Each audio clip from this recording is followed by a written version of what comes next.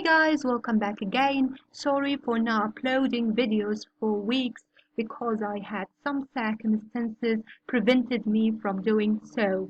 In this lesson, you'll be learning differences between American English and British English. So I'm going to show you some photos of some stuff in and what we call them in American English and British English. So let's begin.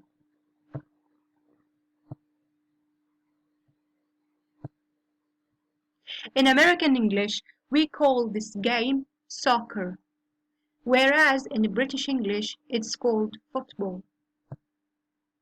In American English, we call this vegetable corn, while in British English, in British English it is called maize.